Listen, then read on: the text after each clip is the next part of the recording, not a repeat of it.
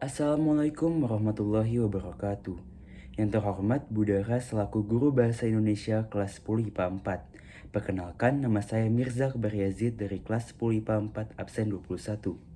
Kali ini saya ingin membacakan hikayat yang telah saya kembangkan ke dalam bentuk cerita pendek dengan judul Indra Bangsawan. Pada sebuah kerajaan ada seorang raja yang bernama Indra Bungsu. Beliau memerintah di negeri Kobat Syahrial.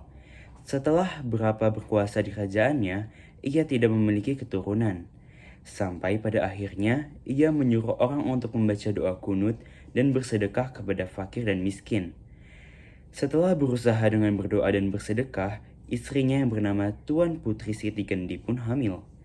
Tidak berapa lama kemudian, istrinya melahirkan dua anak putra. Kedua putranya lahir dengan cara yang tidak lazim. Anak pertama lahir dengan panah dan yang kedua dengan pedang. Baginda pun bersuka cita dan menamai kedua anaknya Syahperi dan Indra Bangsawan.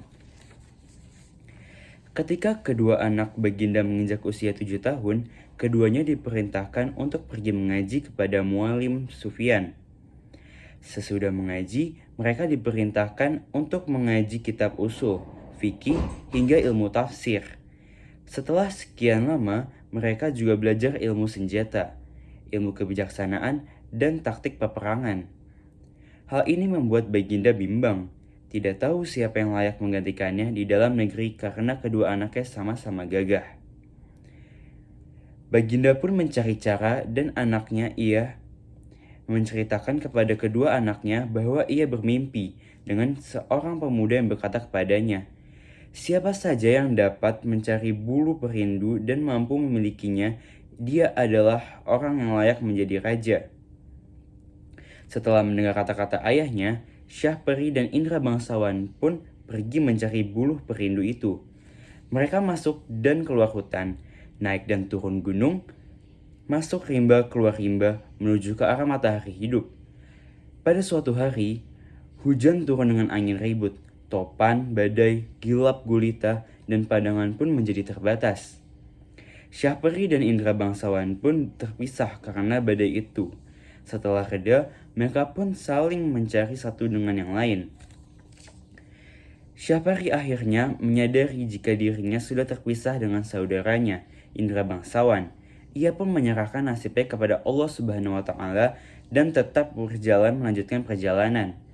Setelah sekian lama di jalan, sampailah ia di suatu taman dan bertemu sebuah mimbar. Ia pun naik ke atas mimbar itu dan melihat sebuah gendang tergantung.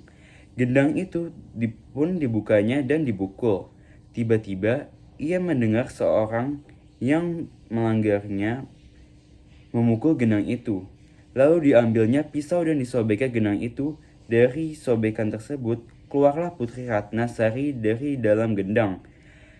Putri Ratnasari mengatakan bahwa negerinya telah dikalahkan oleh Garuda. Itulah sebabnya mengapa ia ditaruh kedua orang tuanya di dalam gendang itu dengan berbekal cembul. Di dalam cembul yang dipegang Putri Ratnasari itu ada perkakas dan dayang-dayangnya. Syahperi pun segera mengeluarkan dayang-dayang itu dari dalam cembul itu. Ketika Garuda datang, Garuda itu pun dibunuh oleh Syahperi. Syahperi pun meminang Putri Ratnasari dan menjadi sepasang suami istri.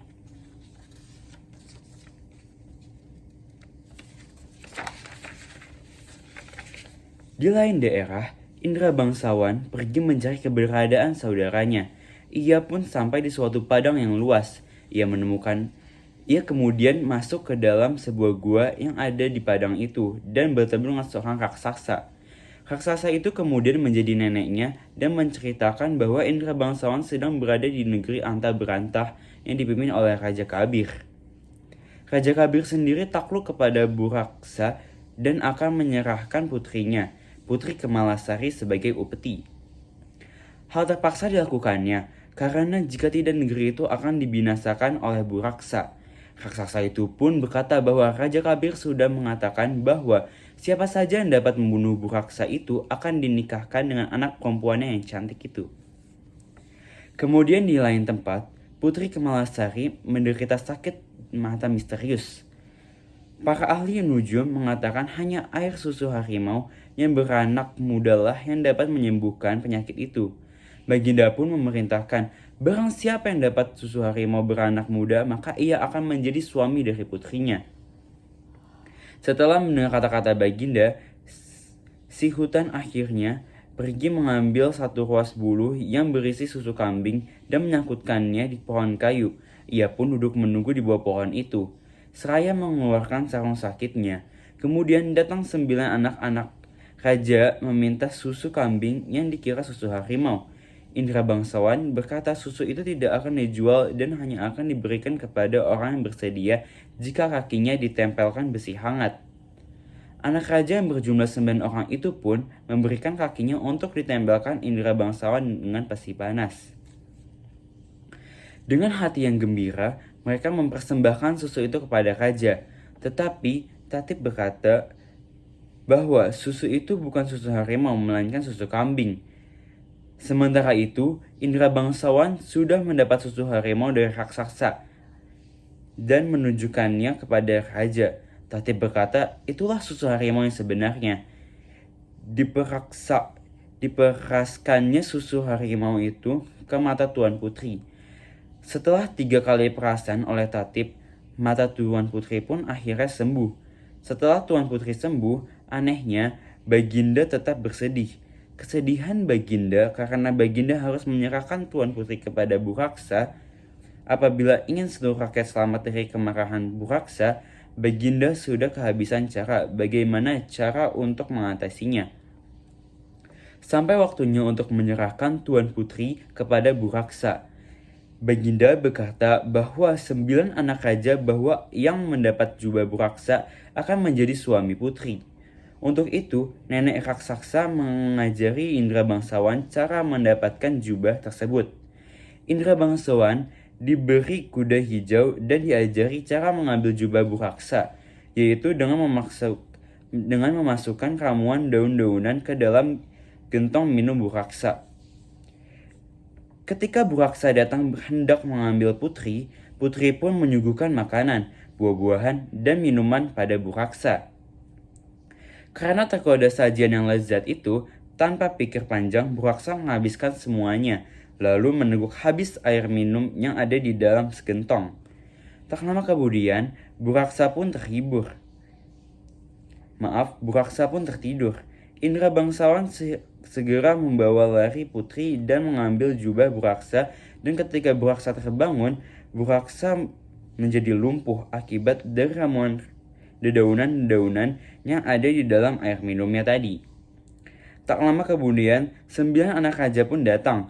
Melihat Buraksa yang tak berdaya, mereka mengambil selimut Buraksa dan menghadap raja. Mereka hendak mengatakan kepada raja bahwa selimut Buraksa sebagai jubah Buraksa. Sesampainya di istana, Indra bangsawan segera menyerahkan putri dan jubah Buraksa.